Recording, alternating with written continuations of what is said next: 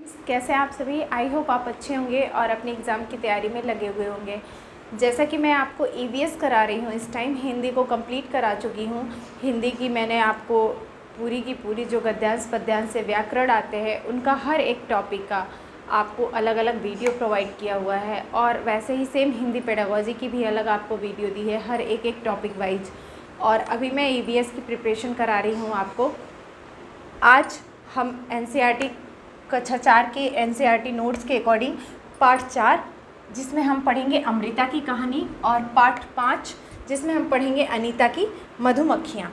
ठीक है, आपको मैं ये सारे अलग अलग एक लाइन में ही सारे क्वेश्चन को आपका यहाँ नोट्स दे दी हूँ, क्योंकि देखिए क्या होगा कि आपको वन लाइनर फॉर्म में ही आएगा। ये सारे दे दिए रहेंगे, इसमें कोई एक रॉन्ग दे देता है और आपको वही बताना होता है कि इसमें से गलत क्या है। ठीक, जैसे मैंने नंदू हाथी पढ़ाया, सेम वैसे ही है अमृता की कहानी। अमृता एक लड़की रहती है जो खेजाड़ी गांव में रहती थी। ठीक है, खेजाड़ी राजस्थान के जोधपुर में है।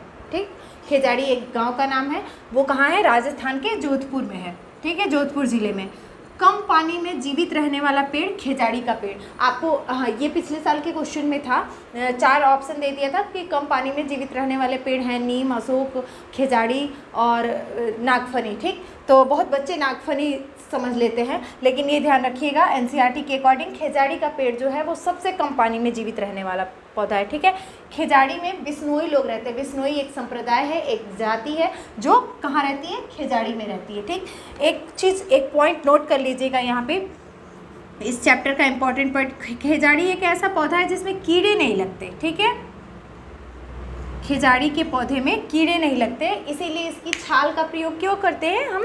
दवाई बनाने में। ठीक है, और इसकी जो कलियां लगती है, जो इसकी फली होती है, उसका प्रयोग हम क्या करते हैं? सब्जी बनाने में करते हैं। और जो उसके पत्ते होते हैं वो वहाँ के जानवर खाते हैं। यानी पूरे रूप से वो खेजाड़ी का पौधा क्या है? राजस्थान के लोगों के लिए एक वरदान है, एक उपयोगी पौधा है। ठीक है, खेजाड़ी के पौधे में कीड़े नहीं लगते।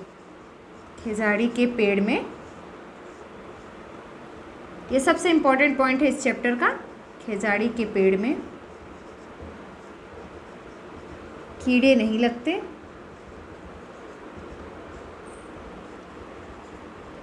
जिसके कारण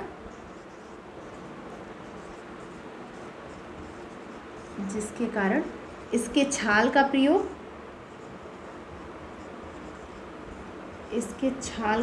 औषधि बनाने में या दवा बनाने में, जिसके कारण इसके छाल का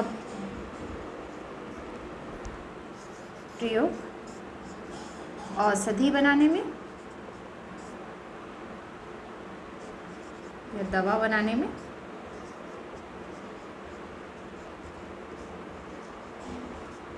तथा इसकी फलियां सब्जी बनाने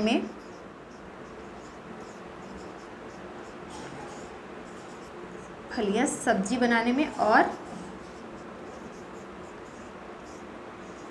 सब्जी बनाने में प्रयोग करते हैं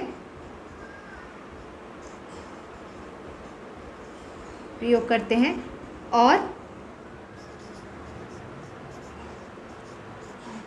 इसकी पत्ती जानवर खाते हैं। ठीक है,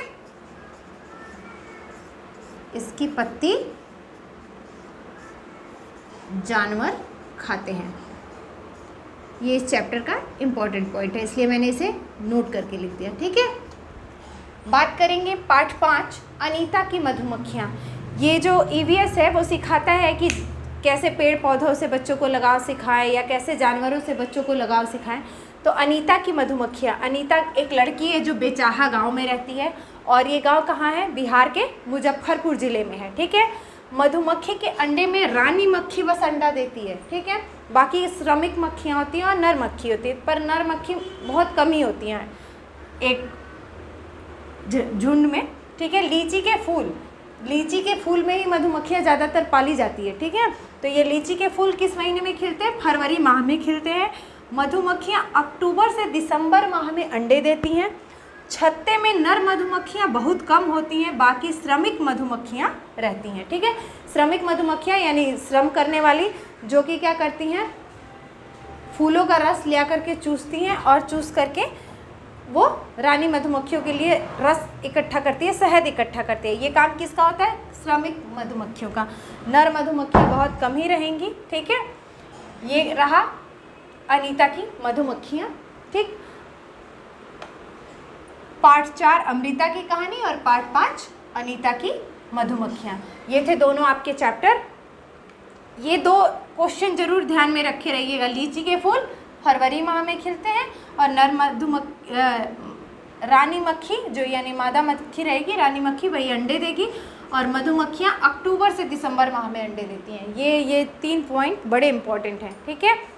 तो मैंने 1 लाइनर फॉर्म में आपको हर एक चैप्टर का क्वेश्चन वाइज करा रही हूँ। अगला चैप्टर हम पार्ट 6 देखेंगे। वो क्या है? ओमना का सफ़र।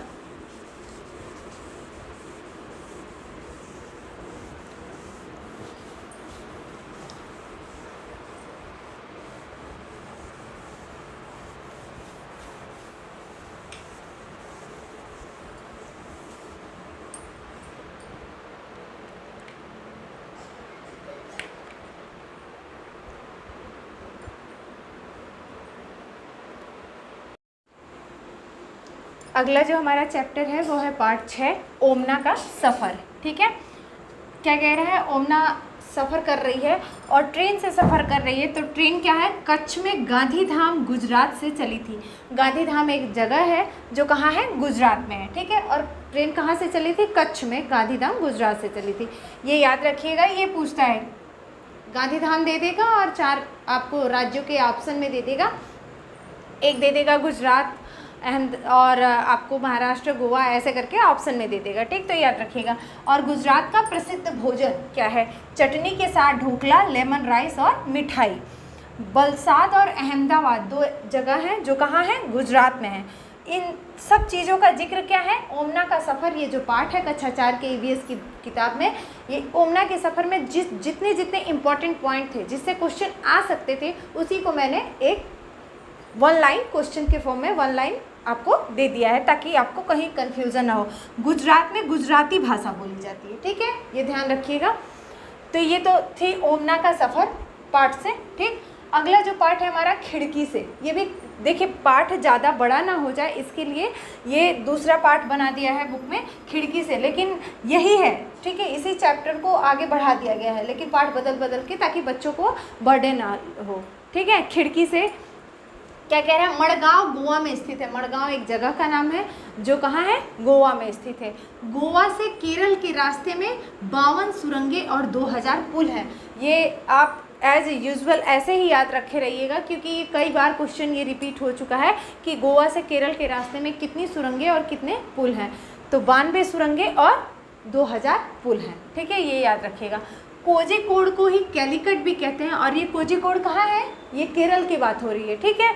तो कोझिकोड कहाँ है? केरल में स्थित है।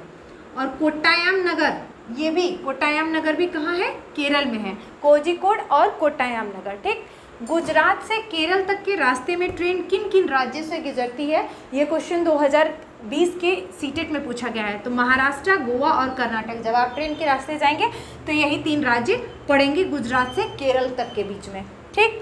कुछ भाषाएं हैं और कुछ उसके राज्य हैं जो इस चैप्टर में दिए हुए हैं, ठीक। उनको मैंने अलग अलग लिख दिया है, आप देख लीजिए। भाषा और राज्य, कौन से भाषा किस राज्य में बोली जाती है? जैसे मलयालम सिर्फ केरला के लोग बोलते हैं मलयालम, ठीक। और कोंकणी कर्नाटक, महाराष्ट्र, गोवा और केरल के कुछ हिस्सों में बोली जाती है। मराठी गोवा, महाराष्ट्र, दमन और दीव, दादर नगर हवेली में। कन्नड़ कर्नाटक, आंध्र प्रदेश, तमिलनाडु और महाराष्ट्र में बोली जाती है, ठीक है। तो ये था पार्ट 5, 6, 4, 5, 6, 7, ठीक है। एक साथ मैंने आपको 1 लाइनर फॉर्म में दे दिया। अगर आपको वीडियो अच्छा लगा हो तो मेरे वीडियो को लाइक करें और मेरे चैनल को सब्सक्राइब करें और लिंक शेयर करना ना भूलें। Thank you for watching.